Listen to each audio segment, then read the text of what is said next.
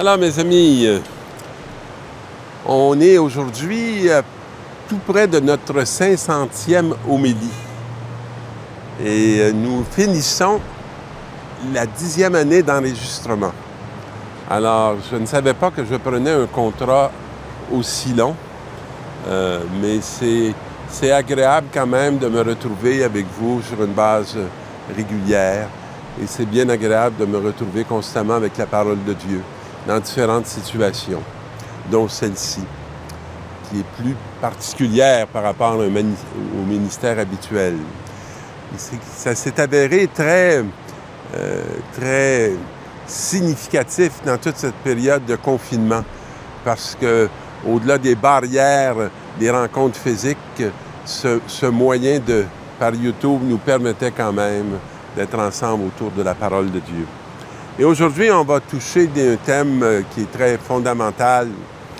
Et je vous lis le premier verset de Siracide.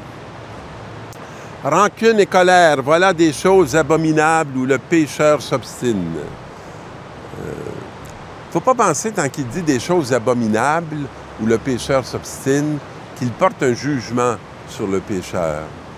Non. Il met en lumière l'absurdité de la rancune et de la colère, qui sont des sentiments que vous avouerez comme moi, qui traversent nos cœurs et nos esprits plusieurs fois par semaine.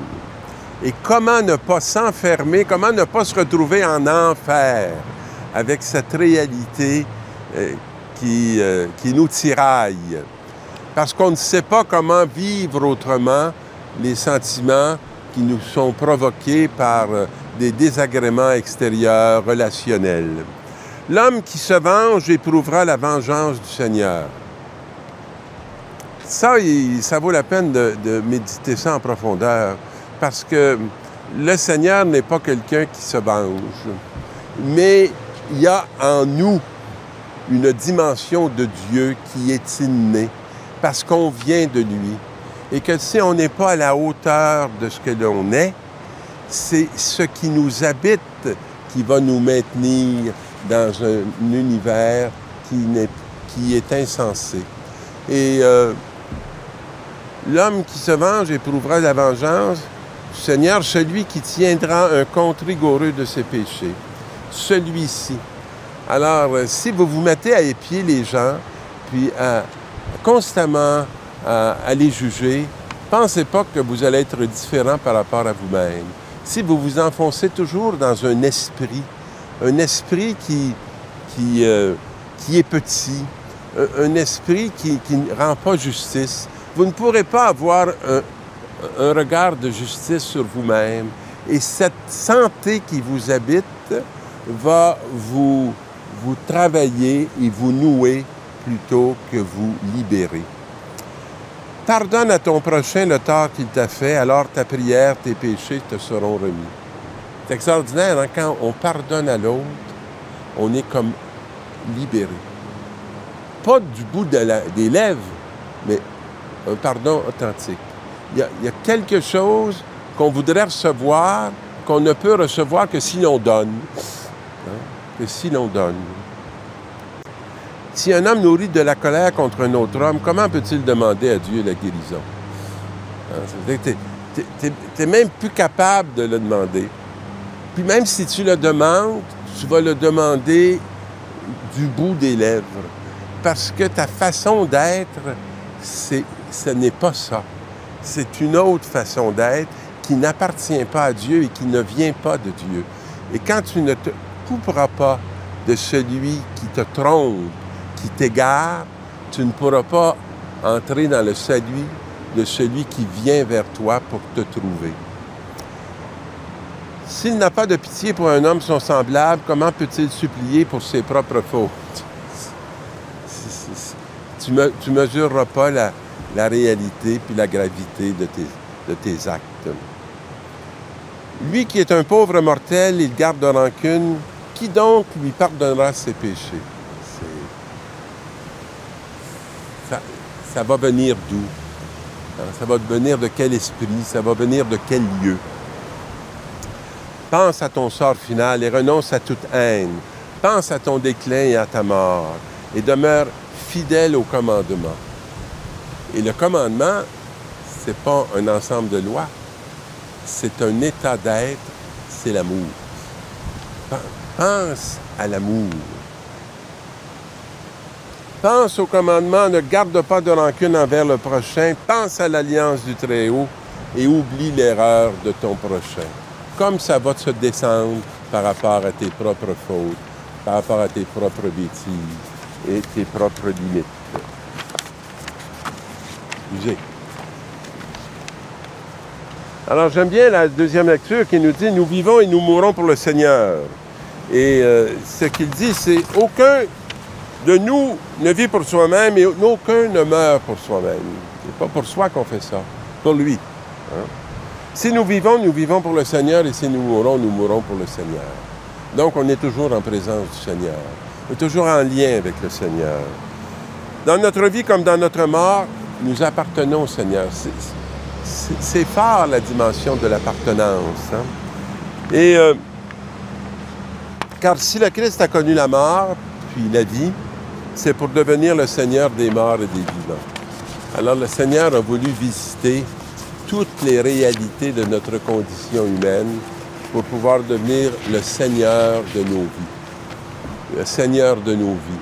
Celui qui vient porter la lumière, dans sa lumière, dans ces réalités-là, que ce soit des réalités de vie ou des réalités de mort. Et dans l'Évangile, c'est un évangile qu'on connaît bien, hein? Seigneur, quand mon frère commettra des fautes contre moi, combien de fois dois-je lui pardonner? Jusqu'à 7 fois. Et ce que je trouve intéressant dans ce texte-là, que vous devez connaître un peu par cœur, c'est comme si au début, ça marche par comptabilité. Des chiffres, jusqu'à 7 fois. Puis Jésus va répondre, je ne te dis pas jusqu'à 7 fois, qui serait, en termes bibliques, 7 fois, c'est la perfection. Alors, je ne te dis pas jusqu'à 7 fois, je te dis jusqu'à 70 fois 7 fois. C'est déjà une façon de dire, ne compte pas. Ne sois pas un comptable. Le royaume des cieux est comparable à un roi qui voulut régler ses comptes. Hein? Compter, comptable. Et qui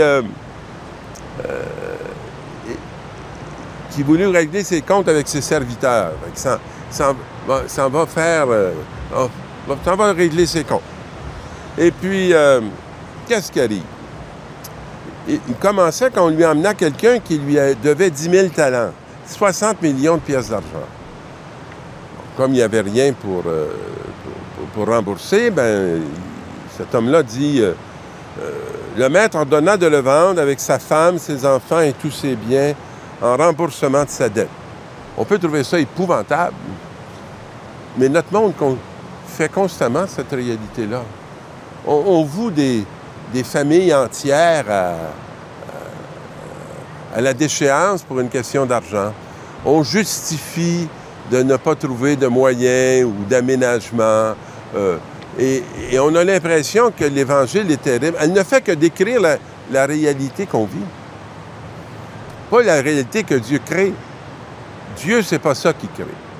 Il n'a pas créé des comptables, il a créé des baptisés. Alors ça, c'est une création de Dieu. Ça, c'est une œuvre d'Église. Mais la comptabilité, ça nous fait faire des bêtises. Ça nous conduit dans des lieux totalement absurdes, totalement injustes, qui n'ont absolument rien à voir avec le royaume de Dieu. Alors, cet homme-là tombe à ses pieds et lui demande de lui remettre. Il dit, je vais tout te rembourser. Bien ça, c'est une grande illusion. Pouvez-vous rembourser à vos parents tout ce qu'ils ont dépensé pour vous? Non, vous ne pouvez pas le faire à vos parents. Vous pouvez le faire pour d'autres, mais vous ne pouvez pas le faire à vos parents. Nous sommes insolvables. On n'a pas la possibilité de remettre. Ça, c'est la vérité profonde de l'être humain. Alors, devant cet homme, il décide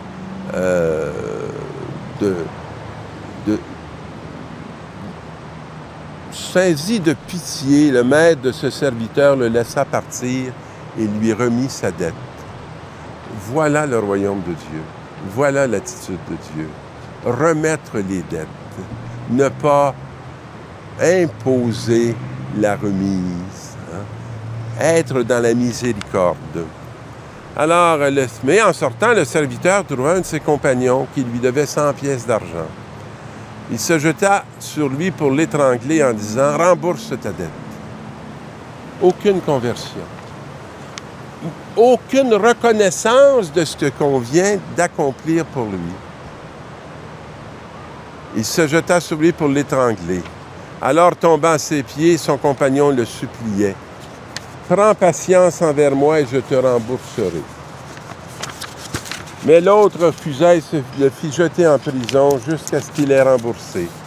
Ses compagnons, en voyant cela, furent profondément attristés et allèrent tout raconter à leur maître. Et le maître le fait venir. « Serviteur mauvais, je t'avais tout remis.